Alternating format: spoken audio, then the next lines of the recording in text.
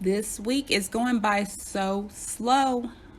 And I know I need to be patient. I know I need to be more patient, but I'm just so ready and excited to get to this weekend because I'm going back on the road, going to Austin. And I feel like all this excitement, all this hype is coming from me because we have had such a great couple of weeks in wrestling. And I'm just really excited to get to the next thing. Because, this time last week I was in South Haven, Mississippi for AEW Dynamite, the Memphis area, so to speak. And then prior to that, I was in Nashville for Southern Underground Pro. So it just really seems like we've had some really good past couple of weeks. Even in WWE, we've had really good wrestling lately. I watched Raw on Monday. I didn't live tweet a lot of it just because I didn't feel like it. But for the parts of Raw that I did watch, I like how things are leading into Royal Rumble. And WWE's been doing this for years. Their kind of formula of putting names together, almost like they're fitting puzzle pieces to fit together on the road to WrestleMania. So you have these new partnerships and these new factions coming up just to give things, I guess, a breath of fresh air. And I like knowing that they're not forgetting, some of the guys, guys like Mojo Rawley, who've been in WWE for a while, for years. And it's not like he's getting a huge title shot, but even to see him get 24/7 title shot, I like that. I like knowing that, he can be used for more than just a throwaway segment or a one-off comedy bit here and there. Yes, actually use these people that you've hired and that are, been taking up space for years. I like knowing that the newer names are being built into stars. Buddy Murphy, I think, is going to be a huge star. He's got a great look to him. I like it that he's being paired up now with the hot and fresh names too. So yeah, I like that. I think WWE's on a good upswing. And I think that's going to take them all the way into Tampa. I've been saying that, and it's good to see that actually come into fruition right now. And congratulations to AEW as well. They, we're going to be seeing them for years because of this new deal that they've got. And, it's something that I expected. I knew AEW, once I knew that AEW Dynamite was a thing, it was going to be around a while. So it's good to see that. And, for people that were doubting, for the people that, it won't last past summertime, this is your wake-up call, I think, realizing this is not going to go away. We've got a legitimate promotion here that's worth watching, most definitely worth watching and worth supporting. So that's kind of why I'm always, you can support both companies, you can like both companies, because honestly, if you spend all your energy and all your time supporting one company and trying to put down the other, you're going to end up disappointed. Especially if you thought AEW wasn't going to last that long. I'm sure you're disappointed right now because they're going to be around a while. But, that's your wake-up call. You need to recognize that other promotions out there deserve a chance. They have a chance. They're going to take that chance and they're going to run with it, whether you like it or not, and they're going to succeed. I think, AEW is going to be a huge success, not just for the rest of this year. I think on down the road they will be. So yeah, just kind of open your mind, broaden your horizons as a wrestling fan. And especially with the indies, check out your indies, support your indies. Not just for WrestleMania weekend. It's great to know that all these indie promotions are going to be kind of in the area, in Tampa, but it's all in before they get there. Give them your support.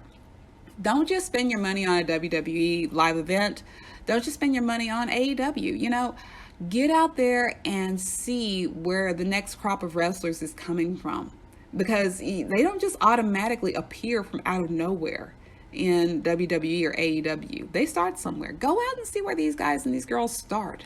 And, you might be surprised. You might even start up a little friendship with some of these wrestlers. They love having support. They are not, these untouchable characters until they get to WWE. Then they are, But when they're on the indies, that's a perfect time to start a rapport with some of these wrestlers and start supporting them. Because when they do make it up to the big leagues, it's nice to know that you saw them way back when.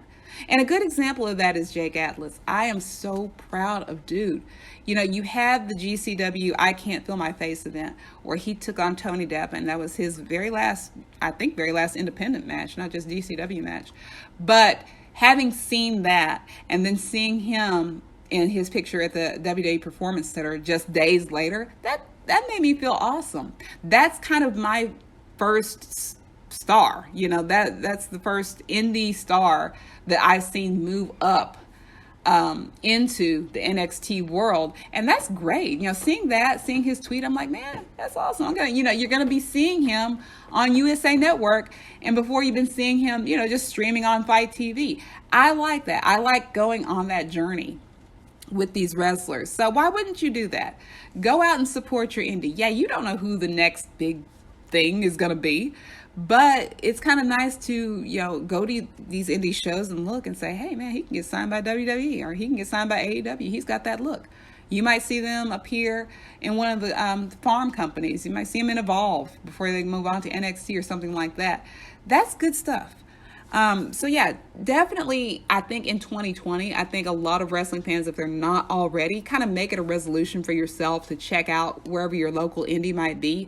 Or if you're like me and there's not a whole lot of local indie options, you know, just kind of get involved on social media and see where all these promotions are, or as close to your area as possible.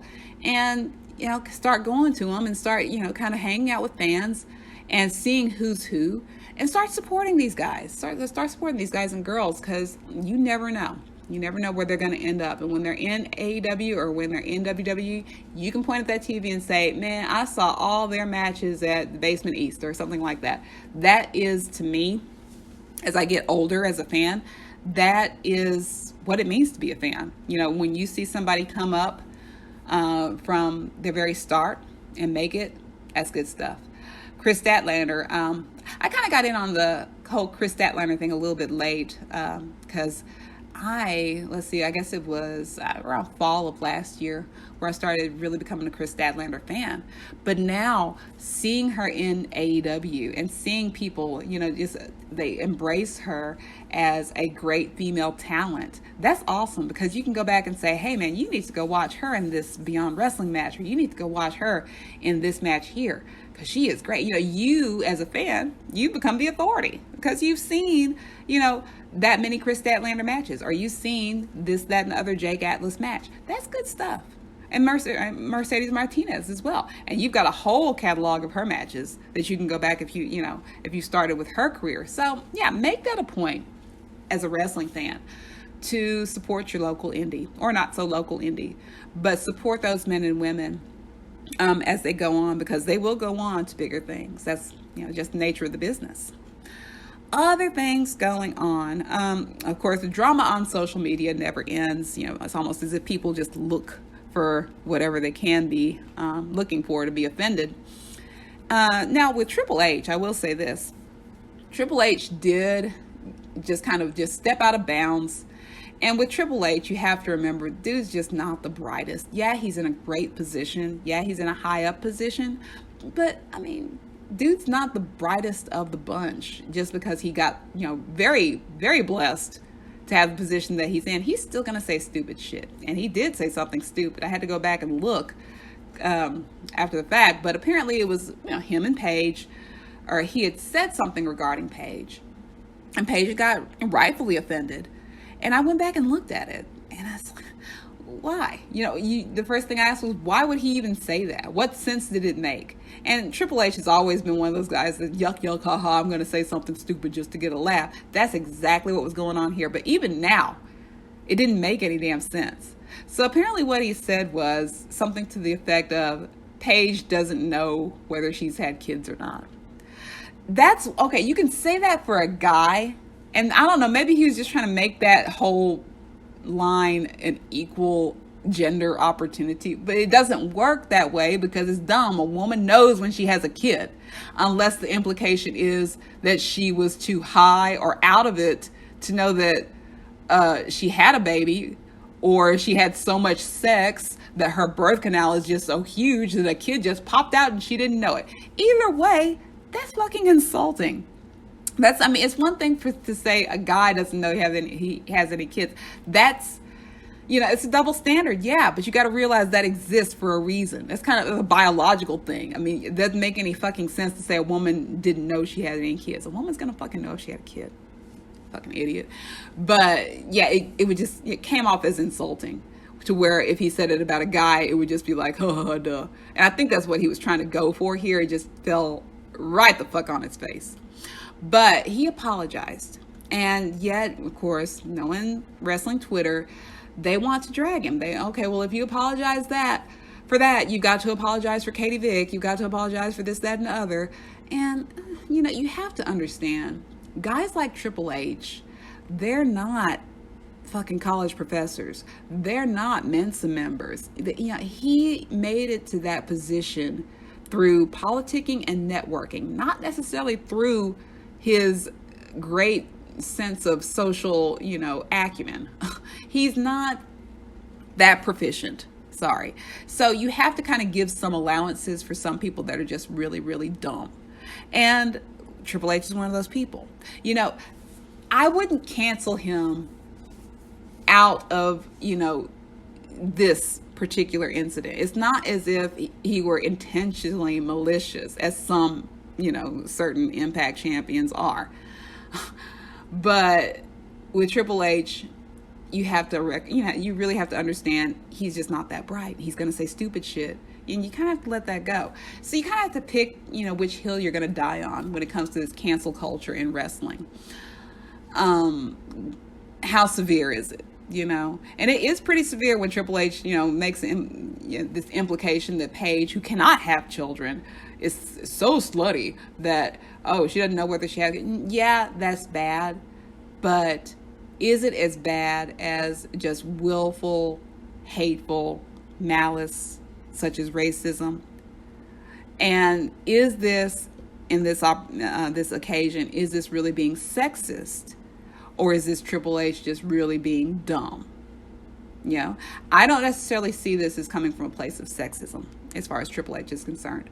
If he had said this about, women in general, if he had made a general statement about the women in wrestling, some of these women can't tell whether they've had kids or not. No, he made a pointed statement at Paige, and he was, more than anything else, slut shaming. I think he wasn't. Of course, I don't think he'd come forth and say that.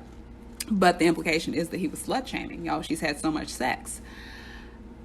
I don't necessarily think that he is, a sexist person. I mean, he shouldn't be. He's got daughters. That's the last thing you need to be. If you got kids, you better open that damn mind up a little bit, especially if they're little girls. But I do think going forward, he's going to be a little bit more careful about what he says, hopefully. Because he does have that kind of position to where people are looking at him, and where, nobody's job is stable in this cancel culture, even him. You can have just about anything taken away from you in this day and age with the stupid shit that you say. So, just have to keep it in mind like that. But I don't think in this case Triple H was being necessarily sexist. He was just being dumb as hell. And keep in mind also, 20 years ago, that joke would have flown. People would just laugh their asses off. But we're in a different world now. Triple H is much, much older than what he was back then. And so, you have to act accordingly. So that's going on. But, with cancel culture in wrestling, and especially as strong as it is right now, I think we kind of have to shine the light where it belongs. And I don't think it belongs on Triple H right now. Other things going on. Let's see. Now I've mentioned the wrestling that's coming up this weekend, and you've got next week. Just to reiterate, next week is huge. You've got the NWA Hard Times pay-per-view. You've got just all kinds of wrestling going on all over the place. And my thing, as a fan, I try to cover a lot of ground as far as indies are concerned. I try to, keep up with WWE. I definitely want to watch Royal Rumble. But you kind of have to wonder, which of these is going to be, something worth watching, something memorable. Right now, I think Royal Rumble is definitely worth watching. NWA, their pay-per-view, with what's been going on with the interpromotional activity with Ring of Honor, I do think that's going to be huge. I definitely want to see that. Other pay-per-views coming up or other shows coming up, it's almost to where you have to kind of stack them, where you have to kind of tier them, tier 1, tier 2, tier 3, what's most worth watching, which is a good place to be in.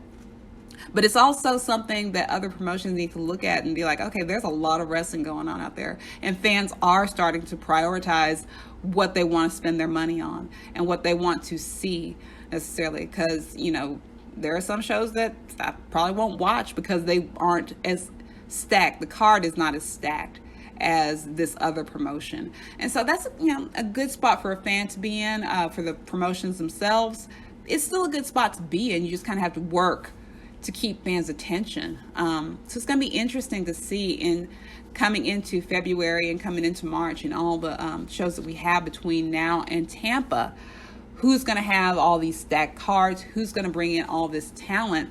And for example, this weekend, we've got wrestling in Arkansas this weekend for once. We haven't had wrestling in Arkansas since November or October rather. And I'm going to be missing out just because that card is not as stacked as what I want to see in Austin. And that card in Arkansas is not bad. You got Tim Storm. He's going to be there. You got Davey Boy Smith Jr., Harry Smith. He's going to be there. But I've chosen to go out of town, 7 hours out of town, just because I like the GCW card better. So that's where, a lot of fans are at right now. We're having to kind of look at what we want to spend time with, and promotions need to realize that, okay, fans are going to prioritize what they want to see.